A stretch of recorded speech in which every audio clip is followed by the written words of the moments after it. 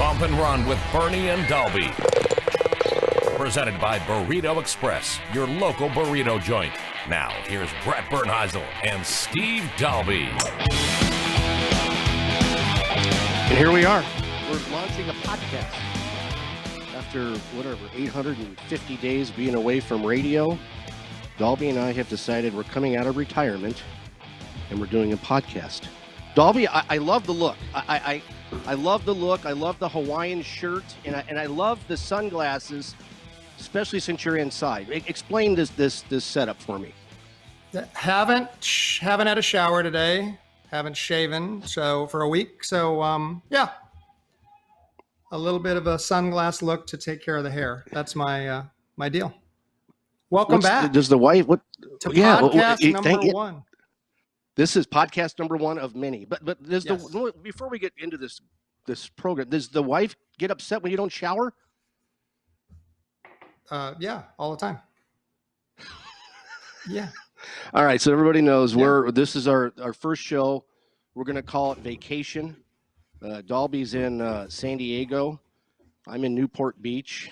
I'm drinking while we're doing the show today, and I hope Dahlby is too. I'm Miller Lite. That a boy. One thing great about being on this island over here in Newport Beach is the fact that if you start the week drinking Miller Lite, there's a great chance that you will not end up drinking Miller Lite because all these places run out of beer.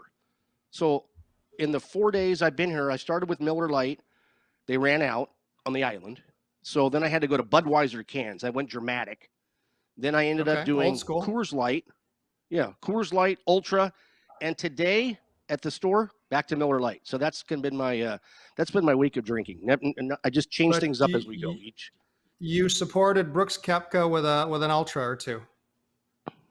And yeah, I can't wait, and we're going to dive into that. I can't wait to get into that here soon because there's a lot. I mean, we could probably do the whole podcast on that, being an ex-caddy and you being out on tour and teaching all these guys. But talk about your emotions this week. Having one of your and both your players played very well this week, but having one of your players in the heat of battle.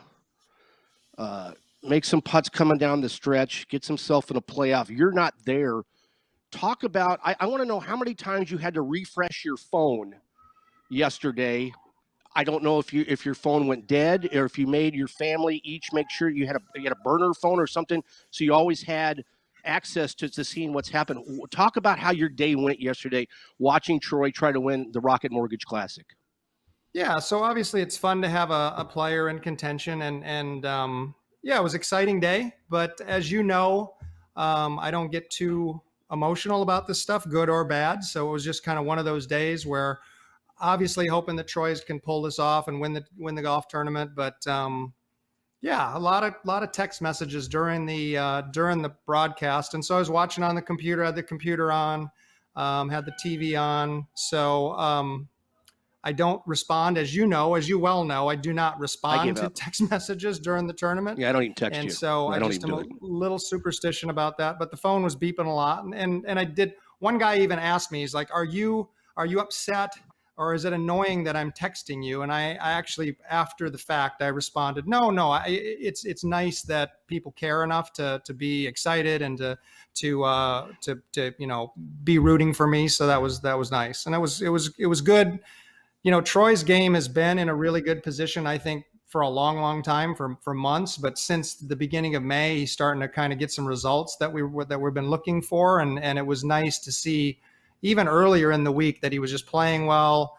He was driving the ball well. He was putting the ball well. And those have been the two kind of things that we've been talking a little bit about over the last month or so. So it's kind of all coming together. So I'm really excited for the rest of the year just to see where his game can take him, and because he's in a really good position.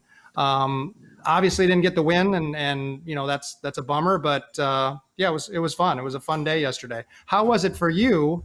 Because I know you're, and I thank you. You're one of my best cheerleaders. But how was it for you? Boy. You get a little more stressed out than I do. Okay, you're right.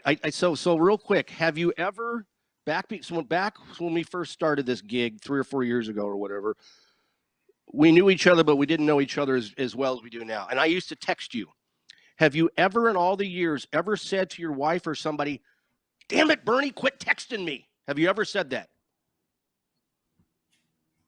No comment. So does that answer that? And you're right. I don't know why, but I get into this like I mean, I've met Troy 2 or 3 times in my whole entire life. Okay, I've hung out with him 18 holes and whatever. I do. I don't know. I don't know why I get so emotionally attached, but I do. So anyway, yesterday we're sitting here at this Airbnb that we had. I don't know what they changed the name. I don't even know what it's called anymore. And I'm sitting here and I'm watching the golf. And the wife's pacing around, doing this, doing that. She's going shopping. She's like, "You want to go over to see your parents? We'll go when we're ready." So when we get over there, now I've got 25 family members. Okay, 6 of them are in the back room with the golf on. None of these people basically have ever heard of Troy Merritt, and now I've got 15 family members that are the biggest Troy Merritt fans in the world because I'm losing my mind. I mean, I am Budweiser after Budweiser after Budweiser after Budweiser, sweating this thing out. I'm not texting you. There's no way because I've done that route years ago. And I'm not doing that anymore. And it was the way he played. And from the beginning when he birdied 1 and he, it was kind of an ugly bogey on 2. I don't know. His putting he wasn't very aggressive to me, and his putting for a few holes on the front 9. And then when he fell 3 or 4 back, I'm like, you know what? In my mind, I'm like, all right, just battle back, get a top 5 finish, and let's, whatever. And then he makes that run on 16 and 17, and all of a sudden he's in a 3-man playoff. And my hands were sweat. I was so nervous because and then some of the family members got so drunk that they're walking in front of the television, and I'm getting mad. Move, get out of the way. This is a friend of mine. You'd have thought that Troy and I were brothers the way I was rooting. And like I said, I don't know why I get so invested because it has nothing to do with me. But, because you're my friend, so I'm rooting for you so much. But, yeah, I probably got into this a little bit more. And then when I text you afterwards, and I waited a while, and I said, I'm sorry. And one of the cool things is what you said to me, why are you sorry? And I just felt like, he was on the verge. You think about what could have happened if he'd won. He Masters, Tournament of Champions, whatever, all the excess stuff. Goes up into probably the top 40 in the FedEx Cup, World ranking points, things like that. But you like you said earlier, you take things. You remind me of Troy when he plays, because when you watch Troy play, he's very chill. He's very calm. It doesn't seem like anything bothers him, and that's kind of how you react when you're watching these things. Am I right? Yeah, and I think I have so much confidence in my players that I always think, and I know how good they are, and so I always think that something good's going to happen. And I did respond to one text yesterday during the round. I get Mark Immelman said something, gave me a little compliment on the telecast, and somebody texted and said, "Oh, that was really cool that you got oh, good, that you got a little shout out." And I said, honestly, I don't care about the shout out. I said, I'd take 4 birdies. Now, I probably should have asked for 5, but I got those 4. And that was, I think that was when he was teeing off on 13. I was like, we need 4 here. And I just kind of felt like he was in a position to do that. And at that point, a couple putts went in. And I know I talked to his caddy, Wayne, and Wayne on 13 said, hey, let's not leave another putt short. And a couple went in. And all of a sudden, you just kind of see that, see the name kind of creeping up there.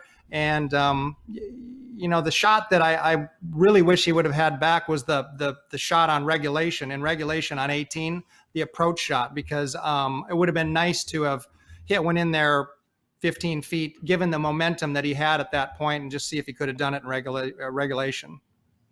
Well, he didn't get a really good break on that. I mean, the ball got on top, and then it caught that ridge, and and then it goes down to, yeah. And it goes, now you got 2 sprinkler heads, and I actually thought he was going to ask for a drop, but I guess it didn't have anything to do with it. So when you talk to him, when you talk to Troy after yesterday, I don't even know, I'm sure you have text message or something like that.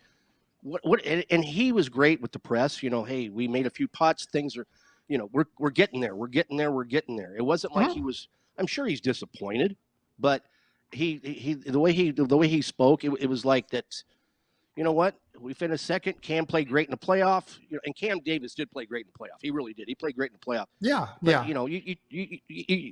Troy, how's his demeanor? How's his attitude? Is he happy with everything that happened? Oh yeah. He's very happy, and we got some good news today. The world ranking went up to, I think he's 86th in the world now. His FedEx went up to 62. There's a good chance that he'll get into the British Open now. Just there was some maneuvering after yesterday, so he's hoping that maybe with some good play this week at the John Deere that he's heading to Royal St. George's next week. So there's a lot of things that are looking good in the future. And I think both Troy and I, we kind of look at things similarly in that it's more the big picture. And I still feel like we're going to get that win before the end of the season. Obviously, you don't want to give one away like yesterday, but it's not so much that he gave it away. It was Cam Davis kind of taking it, with hole in a bunker shot and just playing great the last few holes. But I feel really good about where he is. So I have good confidence that we're going to be just getting better and better. And that's what's really exciting, because I saw this, and I probably even told you, I'm like, his game's good. And this is in February where, looking at his statistics, you wouldn't say it was that good, but I saw it, and now it's coming to fruition. So we'll see what happens in the next few months. Now, going back to the emotions of me or how you're watching it, when you were caddying, how was your emotions there? Did you wear every shot on your sleeve, or were you more of a chill caddy? That's a good question.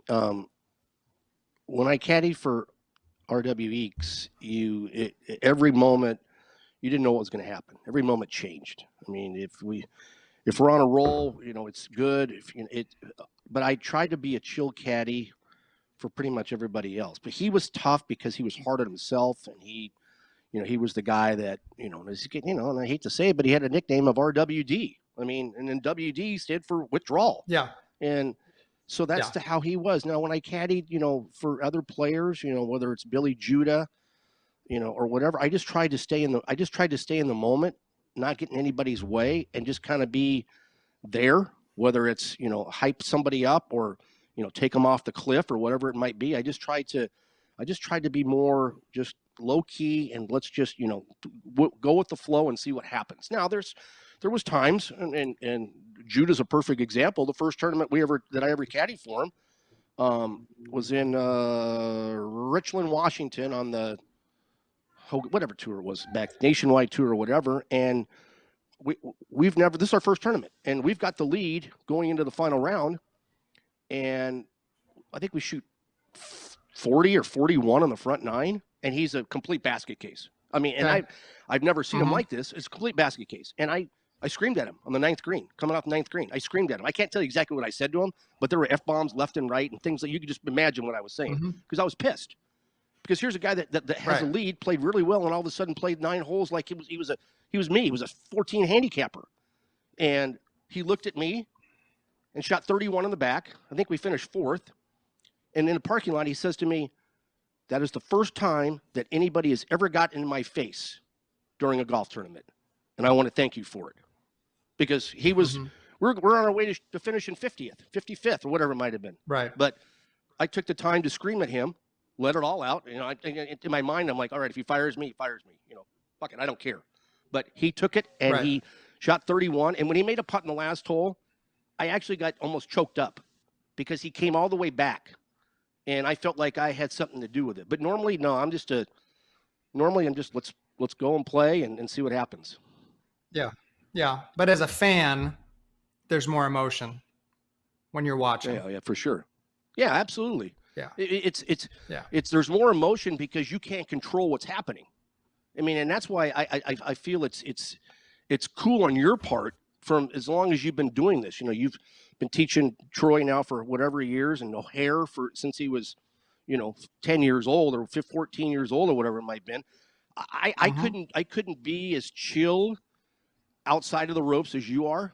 I just couldn't. I mean, I remember last year you called me from Reno. You called me on the 17th green because, or was it last year or the year before, whatever year it was, when Werenski made a putt on 18 to take the lead over Troy. Oh yeah, that was you last called year. me because you weren't sure what that putt meant, and I had to tell you.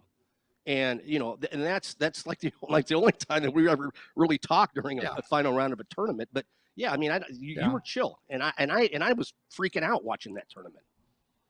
Yeah, and I think just in my job as a coach, you don't want to be. I don't want to be Bobby Knight. As someone that coaches golfers, so I tend to, and I even tell my junior golfers or college golfers, if I'm watching them, I'm going to probably have my hands crossed and kind of standing like this. And if they make a bogey, it's probably going to be like that. If they make a birdie, it's probably going to be like that. And I'm just trying to be very even keel. And hopefully that gives them the message that no matter what, there's always support, I guess. And that's why I do it that way. So big news this week. And it's still, I chuckle about it, and especially now that Brooks Koepka is starting to troll DeChambeau even more. That DeChambeau and his caddy Tim Tucker parted ways on, and this was the craziest thing. The craziest thing is they parted ways on a Wednesday night after practice round, pro-am or whatever celebrity deal, and then they part ways that night, and all of a sudden, the timing to me. I can't believe, first of all, that Tim Tucker lasted this. I couldn't caddy for this guy. I know it's a great job, a lot of money, but I mean, you want to talk about stress, this number, that number, this number. I mean, you have to be, like DeChambeau, and have to be an SMU, genius to be able to caddy for this guy. But the timing to me was just totally bizarre. What do you? I mean, do you agree? I mean, I could see Tucker quitting, and I if somebody says, is DeChambeau going to fire Tucker, or is Tucker going to fire DeChambeau? I always thought that Tucker would fire DeChambeau before DeChambeau fired him. Mm-hmm. Yeah, and I was just at lunch, and the Golf Channel was on, and the guys were talking about just how hard it is to be Bryson DeChambeau's caddy, and that he may be hard on them now. And that's, there's players that are very tough on their caddies. There's players that are not at all. There's, you take a guy like Troy, he's caddy's dream, because he's just very chill. He's very caring. He's always going to almost put the caddy first before him, where that's not the norm, I don't think, on the PGA Tour. And so you also have to think about Bryson. He's still a very young man. And so even though he's sort of this mad scientist, does he sometimes have the emotions of a 20-something? And is that hard on the caddy? And for Tim, it probably was time, and maybe he'd had enough. But it was the timing to actually, he caddied for him in the Pro-Am, I believe, and then to not show up the next day. That's crazy. So it had to be, and then brewing. Rocket Mortgage, something had to be brewing. And then Rocket Mortgage, who's a big sponsor of DeChambeau, airs these commercials, and I know you can't really do much about it. They air these commercials the rest of the week. That is Bryson and him in the commercial hitting balls to Lexi, who's in Charlotte, and Lexi hitting back. I thought that was weird. So let me ask you this. And it's so this is just my take. I think that the way yardage books, green reading books, and everything that they have nowadays on the tour, compared to when I was out there, and the last year I was out there was 02. So yeah, I'm a dinosaur, 20 years ago. But does all this crap that they have now with these books, and I know they're getting rid of them, does that take away from good caddying? Because you really don't have to do as much prep work nowadays as you used to, because you have all this information in front of you that somebody's already done for you, and you don't have to, plot this, plot that, not to hit it here. You already know that in the book, how the greens read. And I know that the green reading books are leaving, and I know everybody's going to copy everything that's out of the green reading book from this year and put it into their books for next year. So they're still going to have stuff like that. But do you think it takes away from really old school good caddying? Well, and when you're saying this, I think we need to get Judd on, your buddy Judd, and talk to him, because he's caddied through maybe the times where the books weren't that important, and it was more up to the caddy till now. So it's hard for me to answer that question, but I would think that in a way it does make walking the course like caddies do maybe a little less important, because you already have all this information. Like you say, I think there's guys that still go out there, and I think it depends on the caddy. Does the caddy and the player, do they use the book as the gospel, or are they using the book as just a piece of information? And I think there's a big difference with that. And so, in Bryson's case, and I don't know how he and Tim worked, but I think everything was probably, what does the book say?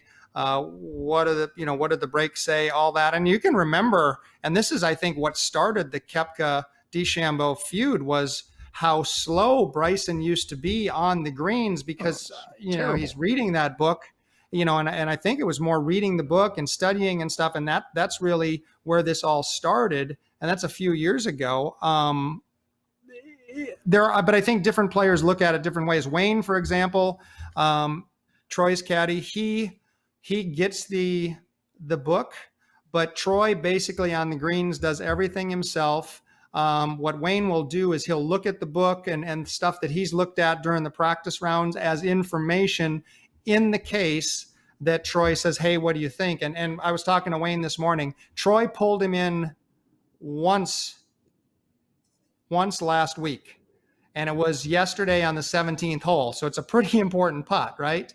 And Wayne got in there and helped him, and that was the only time that Troy pulled him in. So there's times where he might bring him in more. There's times where Troy might just go a tournament without using the caddy. And I think, I was watching Kevin Kisner, and early yesterday, Kiz was making a run. And he to me seems like, and we've talked about him before, he's just this, bulldog that just hits it in play and then gets up there and makes some putts. And I don't know on the greens, I'd be interested to see, but it seems to me like he kind of does it on his own. I don't know how much he's using the books and stuff, but it's, I look at the different players, and he just came to mind, and I wonder how they approach, how they do things. And there's times where, like O'Hare, he's used the book, he doesn't use the book. So I think that happens all the time. And in your case, there weren't putting books, right? So it was all what you found Tuesday through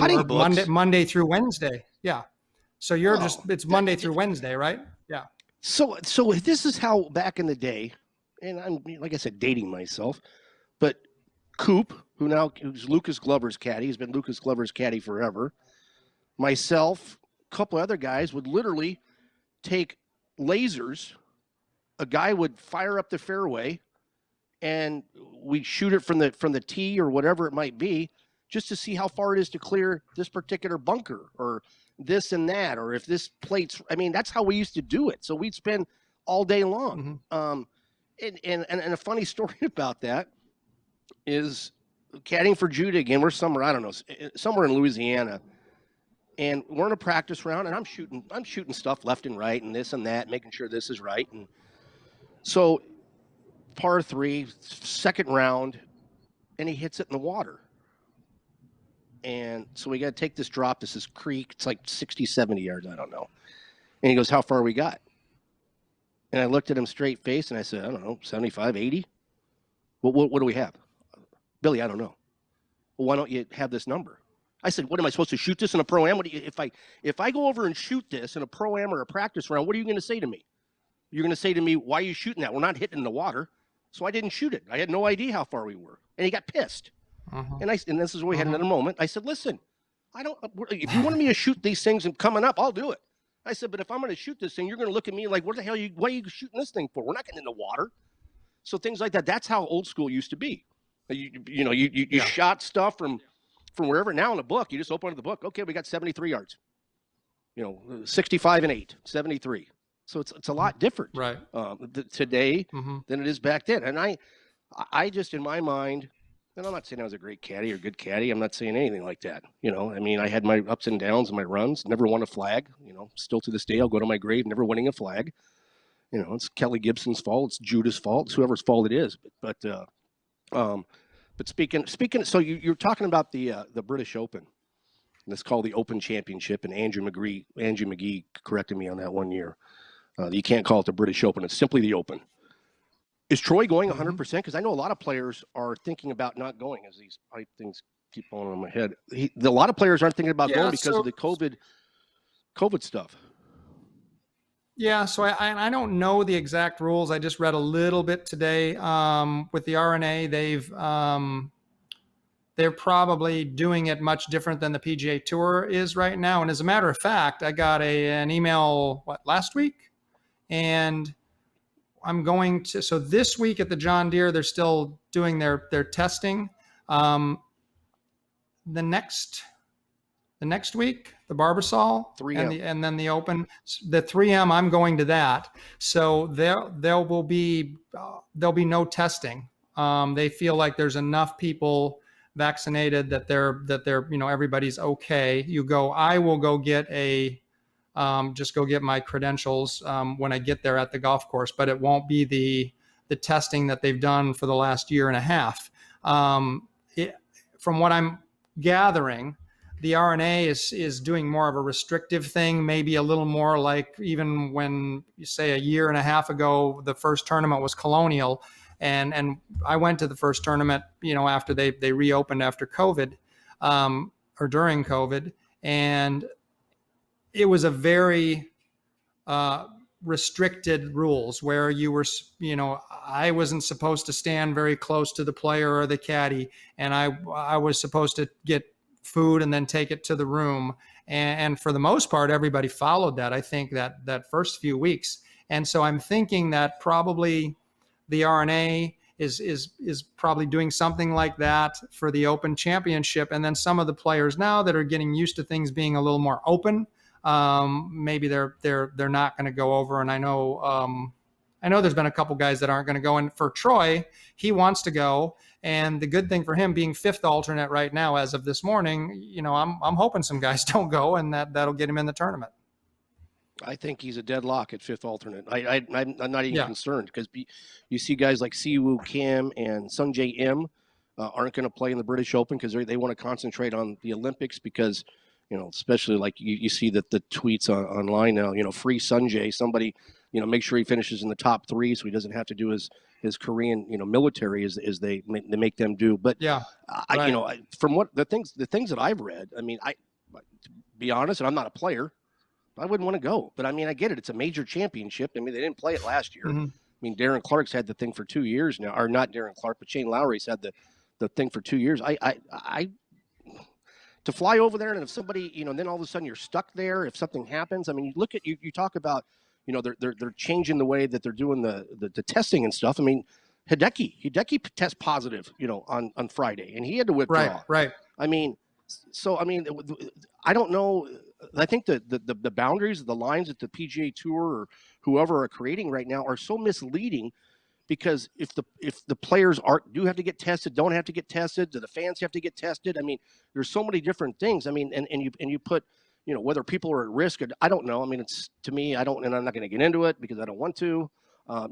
Is he vaccinated? Is he not vaccinated? Why isn't he vaccinated? It's free shots. Everybody's each his own. Do what you want to do. Mm-hmm. But I just think, that, the British Open or the Open Championship, to me, it feels like you're going over there. You're either going to be at the golf course, or you're going to be in this hotel room, period. End of story, because you can't go to grocery stores and you can't go to restaurants. Yeah, and I think that's kind of the thing. But I think for Troy and for Wayne, they're willing to do that because it's a major and they want to play in majors, and we want to try to win a major. So, it's maybe for the guys going back, like I said.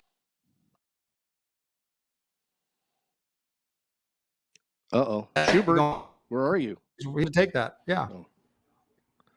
So you for a second there, you froze up on me, and I panicked, and I asked for Schubert, and I don't even know if Schubert heard me, because he's probably drinking beer somewhere else, just waiting for this thing to get over with. I get it. No beer consumed over here. I'm here, gentlemen. Don't you worry. I was listening. We did lose Dahlby for a second, but he's back now. The shades are still there. We're fine. We missed the last part of what Dahlby said there, but we're okay. You know what but there's a lot of times I don't even listen to Dahlby. But Schubert, you were in Venice Beach this week, right? I was, yes. Did you see Hulk Hogan? That's where he's from. So you asked me this in the pre-show, and I had to think about it because I had consumed a couple of alcoholic beverages yesterday while we were on the beach, and no, did not see the Hulkster. No one doing an impersonation of the Hulkster. Did not see the Hulkster at all out there. I'm just disappointed that you were in San Diego and you didn't reach out to Dahlby, who was probably looking for a friend to have a few beers, maybe buy him a few beers, and yet you didn't reach out to him while you were there. I was only there for a day, and I actually forgot that Dahlby was in San Diego. I knew you were in California. I did not know that Dahlby was in San Diego, so I'll take that one. That one's on me. My fault. Dahlby, are you upset? That's all right, Shu. Well, no, I'm not, and we'll have a beer later. It'll be okay. It'll be okay.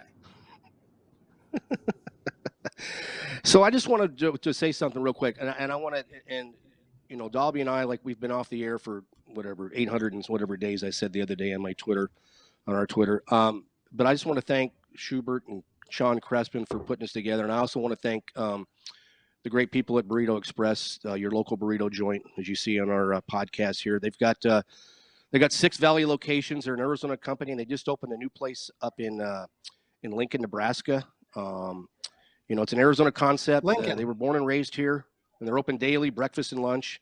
You can follow Burrito Express on Twitter, Instagram, and Facebook. They give away a lot of free stuff. Huge Suns fans, and sometimes they might go a little bit over the top. But you know what? I'm okay with that. The Suns haven't been to the playoffs in forever. Now they have a chance to win the whole thing. But if you're looking for some good quick burritos, Burrito Express is your place to go. 6 Valley location, and also now in Lincoln, Nebraska. So Arizona and Lincoln. Yeah. Why Lincoln? Lincoln, Nebraska. I don't know. Okay. It doesn't. Why not? It's, yeah. Well, Montana. Yeah, it's a. Yeah. Yeah. Right. Yes. 6 Valley locations Why here. not? There's Lincoln. one over by your house. I know that, and they have one in Lincoln, near the campus. Maybe I don't know. Maybe those Cornhusker football players like burritos. There you go. Beef them up. Yeah, I mean, yeah, I don't know. I'll have to find out why Lincoln, Nebraska. It is. Let's You're right. find that It's one odd. out. There's got to be a reason. Yeah, like. Got to be a reason. Yeah, let's. I mean, at least it's not like Little Rock, something like that. I mean, we've been to Little Rock. I mean, but yeah. All right. Now, Bernie? What was your best finish? What was your best finish as a caddy? Second. Where was it? All right, so this is okay. So this is okay. Here's the cocky Bernie talking. So here's the cocky Bernie. So we're in Sioux City, South Dakota. This had to be 1990. And RW, I don't know if he fired me or I quit or he just took the week off. It was one of those. So I'm sitting in the parking lot on Tuesday, and players were coming up, and they're like, "Hey, you did a bag this week?" And I'd look at the player, and I'd be like, "No, I'm good." So the second player would come up, "Hey, you want a K for me this week?" "No, I'm good." Well, as Monday and Tuesday went, now all of a sudden it's Wednesday. I still don't have a bag. So now the same people that I went, "No, I'm good." I'm like, "Hey, you still need somebody?" "I'm free." "Oh, no, I already got somebody. I'm like, "I guess I'm not working this week." And all of a sudden, here comes this old beat-up Chevrolet into the parking lot. And it's Kelly Gibson, and who played on tour for many years. And he's like, "Hey, Brett, come here." He goes, "My car just turned 100,000 miles right in the parking lot." I said, "Dude, that's cool. That's cool." And I'm thinking to myself, anything else you want to ask me? Anything else you want to tell me? He's like, "Aren't you caddying for our W this week?" I said, "No, he's not playing." "You want to look for me?" "Yep, I'm in. Yep, got it." So off we went. I don't know anything about the guy's game. All I know is he gets pissed off if the clubs rattle in the bag as you're walking, okay? They have to be perfectly aligned, and if they start rattling, he'll actually turn around, and you have to hold the clubs like this so they don't rattle as you're walking. Well, anyway, we come to the 16th hole, final round. We have a one-shot lead, okay? And I'm sweating pigs. I mean, I am so nervous. This is the first time, outside of, other little tournaments that RW and I won, that I have a chance to win a golf tournament. And we hit it in the right rough off the tee, par 5, reachable, because Kelly hits it forever. And he hits this big pull hook over a fence and into the pastures, out of bounds. Oh, no. Drop, knock it on the green, 2-putt, make 6, tied. No, I'm sorry.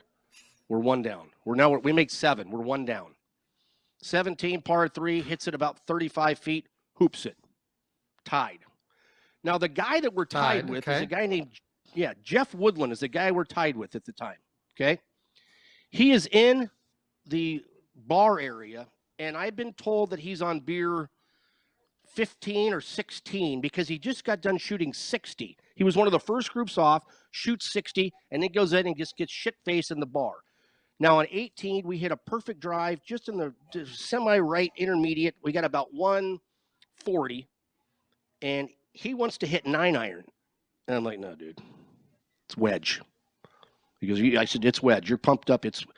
He hits this wedge flush right at the flag, and as it flies over the flag at about 20 yards over the flag, it now lands over the green and goes on to the first tee box, which is 40 yards over the green. So he hits this wedge like 180 after it bounced, rolled, hit whoever, knocks it on the green about 15 feet and leaves it hanging on the lip, and we finished second. And that was the opening to an old show on ESPN that was called Inside the PGA. It was Inside the PGA Tour. The opening to that show was my reaction on 18 going like this. And that's how the show started. And that was the closest I ever came to winning. Well, that, and I misread a putt for Billy Jude on the 18th hole in Boise one year. He thought it was right lip, and I told him it was a cup outside right lip, and the putt went right. So that was, you talk about green readings, how Merritt brings in Wayno maybe once or twice around. Mm-hmm. Judah brought me in twice that round. I read the first one correctly and totally, completely misread the second one, and it'll always haunt me to this day. So that is my that's my caddy story. You were 1 for 2 on the reads. It's not all bad. Really, no, 50%. Not all bad. Yeah, but one was to go into a playoff. The other one was just to keep the round going. Mm-hmm. Well, I can putt. It happens. It happens. It just happens. I'm not a good green reader. I don't know why, but I can putt. If somebody tells me, "Hey, hit it at this this Miller Lite can over here that you can't, this thing here," if somebody says hit it at this thing, I can hit it there. But if somebody said, "Hey, which way does this putt break?" I'll be like, I don't know. I have no idea. I don't know is there an art to reading greens? How do you do it? Well, so first off, the green book would have been great for you. Yeah, right. Probably. You would have liked the green book. I think there are people that seem to read greens better than others, and I think it is an art. And you look at how Tiger used to putt. You look at Jordan Spieth when he's on. There's just a feel of how things go. And I don't know if it's something that you can really learn. Now, obviously, like I can teach green reading to a junior golfer. We're going to go walk around and we're going to talk about grain, and we're going to talk about how, the speed of the putt and how the speed of the putt is going to affect, how it breaks, and looking for uphill, downhill, side hill. I mean, that's all stuff that obviously we can all probably see, but then when you look at these guys, especially Tiger back, when he was dominating, it just seemed like he was always able to figure out a way to get that ball in the hole. And so he just had a knack of really matching how he thought the ball was going to break with the speed of the putt. And he hardly ever missed. And then, when Spieth was sort of dominating for a year or two, I don't really remember him missing a putt. Just like every putt went in. And the one thing about Jordan now, he's starting to look a little bit like that player again. He's still not hitting it great, but he's scrambling, he's chipping, he's putting, and he's getting it done a little bit more than he has maybe in the last couple of years. So, which I think is good. I think everybody wants to see Jordan Spieth play good golf, but I think that he has a knack when he's on for just figuring out how that ball breaks. Die the putt in or a foot by? Well, and that's the thing, right? That's the choice that you have. And as a player, you're going to make that decision as to, are you a player that wants to have it fall in, maybe like Jack Nicklaus? Nicklaus, every putt just seemed to just sort of fall into to the hole. Whereas Tom Watson, and they're battling for years. His putts always just boom, back back of the hole, pop up in the air, and then go in. And so there's different ways to do it. If you're going to be Tom Watson, you're not going to have to play as much break, and you're going to have to be really good at those comebackers if you do miss. If you're Jack Nicklaus, you're going to make a lot of putts, but then you're also going to have very easy putts coming in. The one thing I did notice yesterday, and obviously you mentioned it, the first 9 holes, it seemed like Troy's putts were coming up short. And then when you watch some of the younger players on the back 9, putts didn't quite get to the hole. And that might have been the pressure of the situation. And so it is figuring out how much do you want to have coming back? And so, you might think, what, I'm good having 3 feet coming back. I might like it I like tap ins, so I don't want to have that ball racing by the hole. So I think that's the first thing. And then with that, then you can figure out how much break you actually need to play. And that's where, like a Ben Crenshaw, Yeah, no, I'm the guy that, if it goes in, it's just barely going to go in. I mean, I hate those 4-footers coming back, and you know what, there's not enough Jameson or Miller Lite for me on those 4-footers coming back. It's going to be right up there, get it within the gimme range. Look at your buddies. Good, good. Everybody okay with this? It's only 8 inches. Normally they say, right. Yeah, pick it up and we move on. Yeah, and I think that's the way. So when you talk about, so from a teaching, and this is not, I'm not interviewing because we know each other, but from a teaching standpoint of the guys you have on tour, if you win a tournament, doesn't it give you a little bit more like cred that, maybe some of the other players that are maybe struggling on tour that are looking maybe to change coaches, can say, hey, oh, Merritt's taught by Dahlby, or O'Hare's taught by Dahlby, or this guy's taught by this guy. Does that help in recruiting, going down the line with having street cred of, I've got, how many wins do you have? I know Merritt has 2. How many wins does O'Hare have? How many do you have total? He's got 4. And then I think the players that I've worked with or have worked with, I think I looked at it it's about 18. I think it's 18. Okay. Yeah. But does that give you street cred though? I wish I had 118, but yeah, I think it helps. I think it would have been nice. I think it's always nice to have your players win, and that does help a little bit. But I think when you look at if you look at a Butch Harmon, he's a guy that has so many wins, and that just sort of makes, I think, part of what makes Butch Harmon so great is that he has all those wins that, a new, somebody that just goes to him now, it brings that confidence that I'm working with a guy that knows what he's doing, and I'm talented, and by working with him, I'm going to get some wins. And then obviously it kind of, it builds on top of each other that way. So, obviously I hope my guys win a lot more. I got a few more years left at this, so I hope there's a lot more wins. How come you can't fix my game? Am I that shitty that I'm unfixable? I mean, I can't get any better. I thought I fixed it. We were trying to hit the draw. I thought we had that going well. So, I guess we're going to have to meet at Phoenix Country Club and do a little work. And I hit the draw, then I start aiming 15 yards right of the flag, and then I'm hitting double cross over the top, into the left bunker, or I'm hitting blocks into the right. I just don't trust it. I don't know. I mean, I even got new grips on my clubs. I wouldn't got new grips, and it helped. But I'm lost. I'm completely lost, and I need a lot of help. And I don't know. Well, and that's the one thing you see when you see the junior golfers or the college golfers, or you go to a PGA Tour event or an LPGA Tour event, you see all these players, and they, it's their life, and they spend a lot of time on it. They're not, you're more apt to just play, and you've got a job. And so, it's their job to play. And so when they're out there beating balls for 2 or 3 hours a day, you can figure out a lot more than if you're just playing once a week with the guys from Burrito Express. Just saw your wife walk back behind you. She got a cameo on this on the first podcast. Good. Amy got a cameo. Great. Amy will be excited to hear that. All right, Dahlby. Hey, podcast number 1 in the books. Got some exciting guests coming up in the future. We got Ryan, Monday Q info guy, has agreed to come on the show here the next couple of weeks. We got our good buddy Ron Mintz Golf coming on, and we got some other good guests coming on. But I really enjoyed this. It's been, like I said, 2.5 years or 3 years that we haven't done a show together, and like the old adage goes, the band is back together. We got Schubert, we got you, we got me, we got Crespin, we got the fine folks at Burrito Express. This is going to be a fun run. I'm excited about doing this. Yeah, and we've got the All Arizona Podcast Network, so we're not the only show.